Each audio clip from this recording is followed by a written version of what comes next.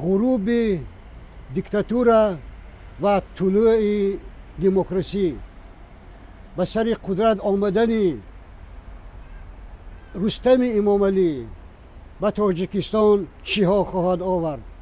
آیا این نوجوان مکلفیت، مسئولیت و صلاحیت آن را دارد که رهبری یک کشوری مستقل باشد؟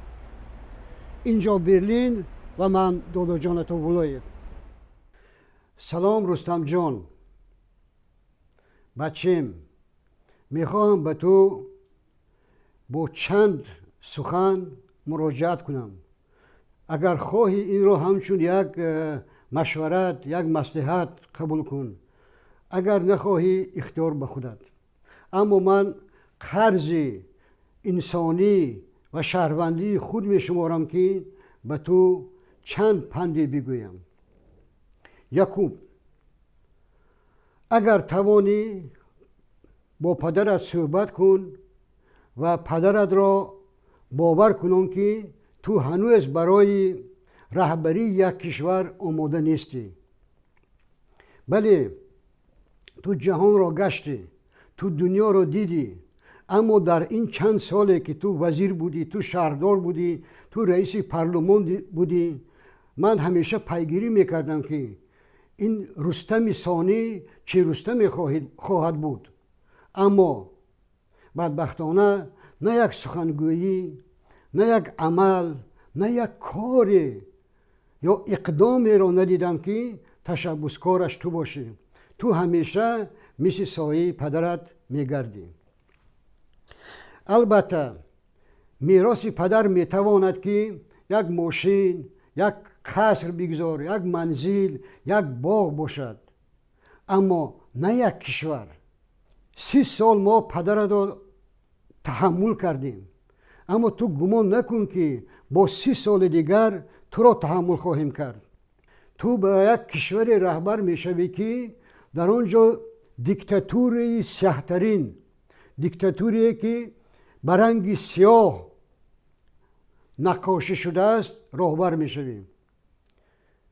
آیا تو آماده هستی که همین سیستم را، همین بنای را که پدرت ساخت بشکنی و طرح تاجیکستان نو را اندازی؟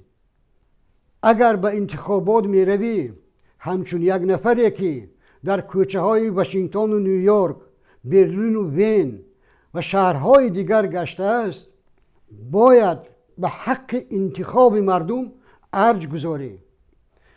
باید در یک انتخابات اشتراک کنی که در قطار تو بگذار 5 نفر، 10 نفر، 15 نفران دیگر هم شرکت کنند.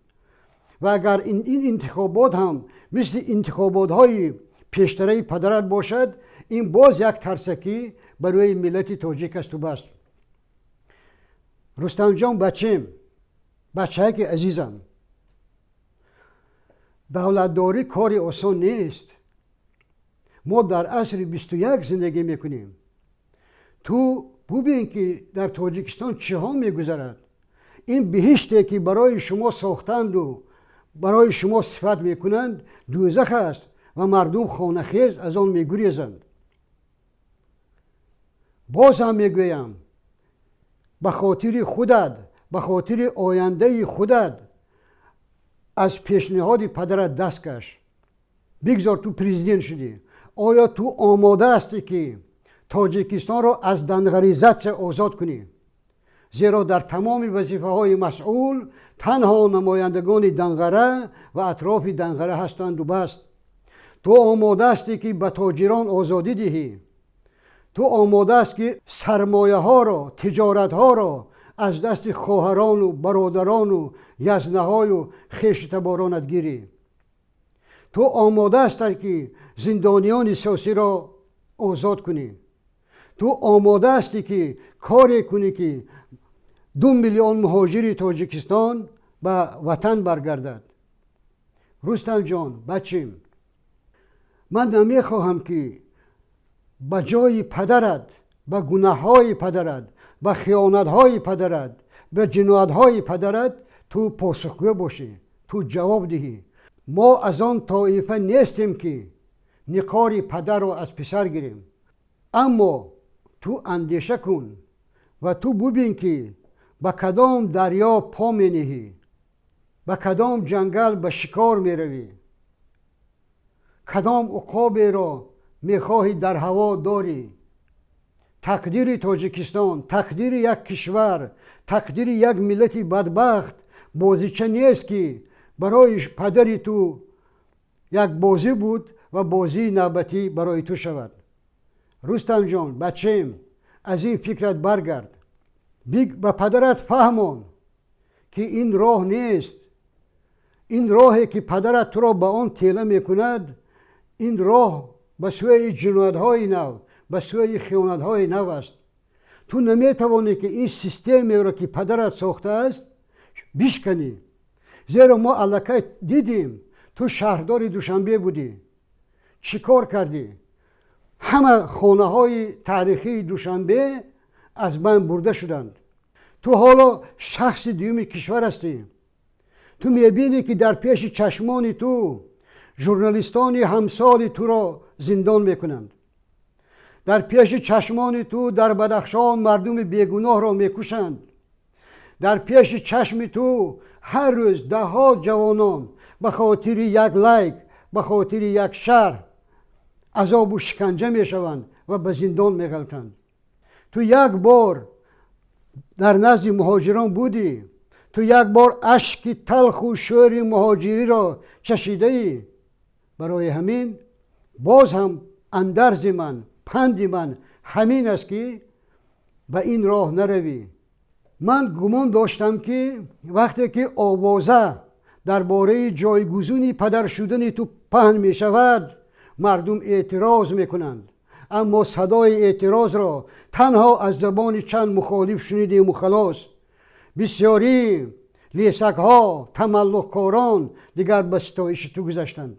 من حیران شدم که یک جوانی که در شهر دوشنبه به وای رسیده است، یک جوانی که دنیا را گشته است، به خودش اجازت میدهد که درباره او شعر و داستان و حماسه نویسند.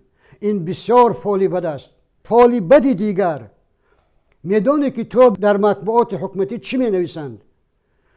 رستم امام علی رفتند، گفتند، نشستند، برخواستند، رقصیدند.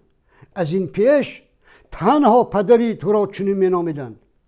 رستم جان بچه‌م، نخواد تو از صدرالدین عینی، از شیرینشاه شاه تیمور، از باباجان غفورov، از محمد عاصمی، از لایق شیرعلی و از هزاران بزرگان ما بالاتر باشه که نام تو را به اسم جمع، نام تو را به جای رفت و گفت و نشست و برخاست، گفتند و نشستند و برخواستند و رقصیدند نویسند. رستم جان بچه‌م، سالی که نکوی است از بهارش پیداست. حسب حال تو را خوب آموختم. حتی با همصنفانت، همسایه هایت، همسبقانت صحبت ها داشتم و خلاصه من بسیار خلاصه تلخ است. تو برای سردار دولت شدن، تو برای رهبر کشور شدن، تو برای کشوردار شدن هنوز آماده نیستی. حالا هم دیر نشده است بچم. توانی از این راه بازگرد. هم برای خودت شانس ده که بدنام تاریخ نشوی، هم برای ملت تاجیک شانس ده که آخر آخران به یک زندگی سعادتمندانه، به یک زندگی با عزت، به یک زندگی با شرافت، به یک زندگی با محبت سزاوار گردند، لایق گردند، نصیبشان کند. بچه‌م، رستم جان ارجمند، خواهش میکنم آنچه من میگویم این یک نصیحت پدرانه، نصیحت دوستانه است. خواهی قبول کن، نخواهی قبول نکن. لیکن وظیفه من همچون یک شهروند، همچون یک نفری که تلخ و شیرین زندگی را بسیار دیده است و یک کمی هم باشد از سیاست آگاه است و میداند که در دنیا چی میگذرد، به تو مراجعت میکنم. با قسمت مردم، با سرنوشت مردم، با تقدیر یک ملت بازی نکن. خدا به همراه و تا دیدار در دوشنبه.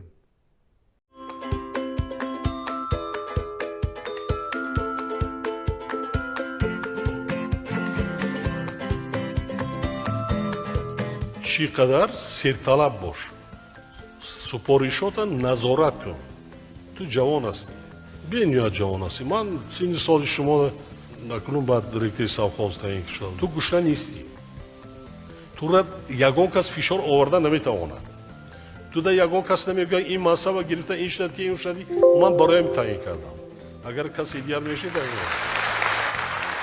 مردم نرخ نوار ارزان کن تامینات نصف کن سطحی بالا نقلات ویرود برخش باشد در معاشرت معامله هیچگاه با دغلی راه نتی زبانی پاکیزه داشته باشد ابیده در خانه صاحبکار نکن رستوران نرو در خانه یک اشتراکچی یک کمپیر یک بیوزن برو همین از همه بهترین چیزی که همون صندوق کشته باشد دستم میران در پیشم میموند افتخار میکنه که رئیس شهر خانه من در آمده